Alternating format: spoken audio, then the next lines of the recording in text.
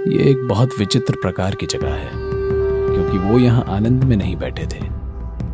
एक परंपरा है कि जहाँ पर भी शिव एक खास अवधि के लिए रहे थे, उस जगह को हम कैलाश कहने लगे हैं। अगर हमें इस प्रकार की ऊर्जा उत्पन्न करनी हो तो इसके लिए बहुत ज़्यादा काम करना होगा। अगर हम जीवन के इस आयाम से जुड़ जाएं तो आनंद में जीना एक स्वाभाविक प्रक्रिया होगी।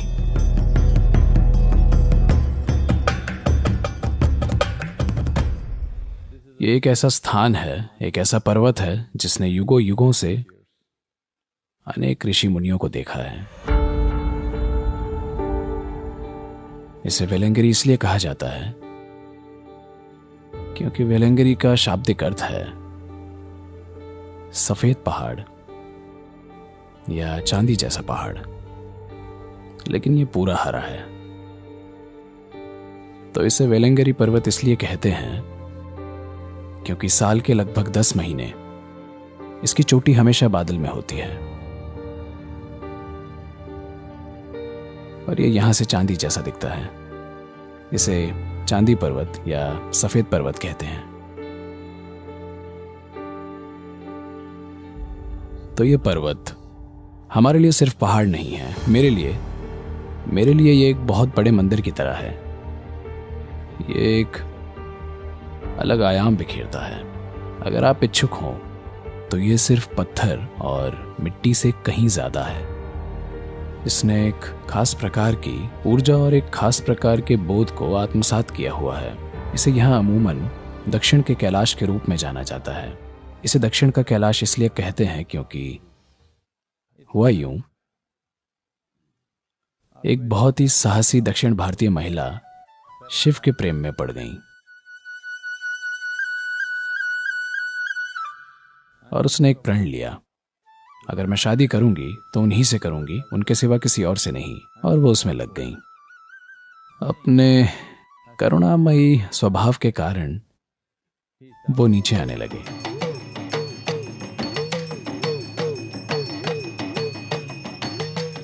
लेकिन अन्य जीवों का एक पूरा समूह, दूसरे देव, देवियां, आकाशीय जीव नहीं चाहते थे कि उनकी दक्षिण भारतीय पत्नी हो, इसलिए उन सभी ने उन्हें रोकने के लिए बहुत सारी साजिशें रची। लेकिन यह काम नहीं आया। वे आने के लिए दृढ़ थे और उसने एक तारीख तय की, अगर आप इस तारीख से पहले नहीं आते हैं तो मैं अपना शरीर छोड़ रही हूं। इसलिए वो तेजी से आ रहे थे। उन्हें इस जगह पर सूर्योदय से पहले पहुंचना था और वे इसकी ओर अग्रसर थे। इसलिए देवताओं ने कपूर के एक विशाल टीले में आग लगाकर एक झूठा सूर्योदय रचा। उन्होंने एक झूठा सूर्योदय रचा और शिव को लगा कि सूर्योदय हो रहा है और उन्हें लगा कि वो विफल हो चुके हैं क्योंकि वे समय पर नहीं पहुंच पाए और वो शरीर छोड़ चुकी होगी। तो इस जगह के काफी करीब पहुंच चुके थे, जिसे आज कन्याकुमारी के नाम से जाना जाता है, जहां वो खड़ी हुई और अपना शरीर छोड़ दिया। तो इसलिए इसे कहते हैं, ये कन्या का मंदिर है। वो बस यहाँ खड़ी रही और अपना शरीर छोड़ दिया क्योंकि वे समय पर नहीं आए, लेकिन वे समय पर आ गए थे। वे काफी करीब आ गए थे, लेकिन उन्हें लगा कि वो विफल हो गए हैं। बस 22 किलोमीटर बाकी था। वो मुड़ गए और वो चली गईं।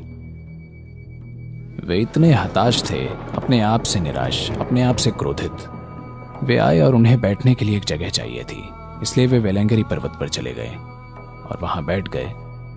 एक बहुत विचित्र प्रकार की जगह है क्योंकि वे यहां आनंद में नहीं बैठे थे, वे यहां ध्यान में नहीं बैठे थे। वे यहां एक तरह की हताशा और अपने आप से क्रोधित होकर बैठे थे। So the energy up there is very, very, very different from anything you would have imagined. तो वहां की ऊर्जा आपकी कल्पना की गई किसी भी चीज से काफी ज्यादा अलग है, क्योंकि वे वहां एक समय तक रुके रहे और एक परंपरा रही है, जहां भी शिव एक खास अवधि के लिए रुके उस जगह को हम कैलाश कहने लगते हैं। तो ऐसे ये दक्षिण का कैलाश बन गया क्योंकि उन्होंने यहाँ कुछ समय बिताया और इस जगह पर एक विशेष ऊर्जा निवेश की। कितने ही योगियों ने इसका अनुसरण किया और सदियों से, हजारों सालों से साधु और ऋषियों का यहाँ एक इतिहास रहा है। एक बहुत ही अनोखी प्रणाली का रहस्यवाद, जहां आमतौर पर उन्हें सिद्ध के नाम से जाना जाता है, या तमिल में उन्हें सिद्धर कहते हैं। दक्षिण भारतीय रहस्यवाद बहुत बहुत अनोखा है। आपको इस प्रकार का रहस्यवाद दुनिया में कहीं और नहीं मिलेगा। तो इस परंपरा में कई आए, और एक योगी जो हमारे लिए महत्वपूर्ण है वो है सद्गुरु श्री ब्रह्मा, जो 20वीं सदी की शुरुआत में रहे। और जब उन्हें शरीर छोड़ना था,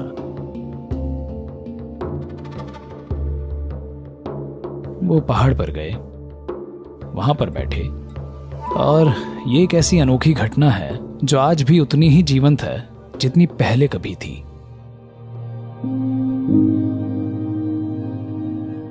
वो 7 चक्रों से बाहर निकले, जो कि एक अत्यंत दुर्लभ घटना है। और आज भी वो जगह वैसी की वैसी है जैसे ही उस दिन थी।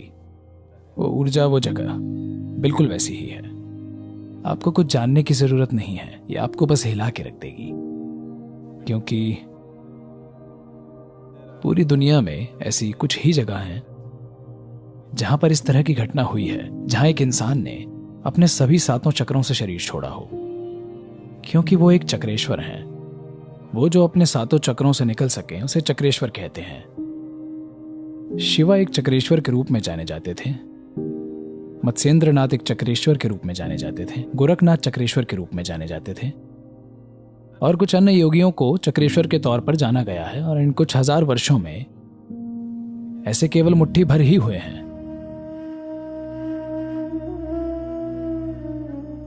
वहां ऊपर कोई मंदिर नहीं है, वहां सिर्फ 3 खड़ी चट्टानें हैं, बहुत बड़े, लगभग 25-30 फीट ऊंची चट्टानें, तीनों बस ऐसे खड़े हैं, और उस जगह के नीचे मंदिर है। वहां कोई बनाया हुआ मंदिर नहीं है, और हर साल लगभग 10 लाख लोग इस मौसम में वहां रात में ऊपर जाते हैं। हम इसे एक बड़े पैमाने पर खोलना चाहते हैं, केवल तीर्थ यात्रा के तौर पर ऊपर जाना नहीं, हम इसके साथ साधना जोड़ना चाहते हैं। देखिए, आप जो भी करना चाहें, अगर आप अपने आप को रूपांतरित करना चाहें तो उसके लिए एक ऊर्जा आधार की जरूरत होगी, नहीं तो यह बहुत मुश्किल काम होगा। अगर हमें इस प्रकार की ऊर्जा उत्पन्न करनी हो तो इसके लिए बहुत ज्यादा काम करना होगा, बहुत ज्यादा। Here it's ready, sitting there. All you have to do is just look up and say Shiva. यहाँ ये तैयार रखा हुआ है, आपको बस ऊपर देखकर शिव कहना है, आपको बस ऊपर देखना है और इसके प्रति ग्रहणशील होना है, बस इतना ही। जब ऐसा ऊर्जा आधार उपलब्ध है, ये इस प्रकार की ऊर्जा है जो एक ऐसी आध्यात्मिक क्रांति का आधार हो सकती है जो पूरे देश और दुनिया में फैल जाए। ये खत्म होने वाला नहीं है, ये अक्षय है। इसे छूने के बाद आप खुद को स्वाभाविक रूप से आध्यात्मिक होने से नहीं रोक पाएंगे। तो हम देख रहे हैं कि कैसे जरूरी इंफ्रास्ट्रक्चर बनाया जाए जहां लोग आ सकें और हम उन्हें जरूरी साधना दे सकें, और वे ऊपर जाने से पहले 40 से 48 दिनों की साधना से गुजरें। कोई सरल साधना जिसे हर कोई कर सकता है, और वो ऊपर जाकर इस ऊर्जा के आगोश में आ सकें, या कम से कम उस ऊर्जा का थोड़ा सा हिस्सा ग्रहण कर सकें।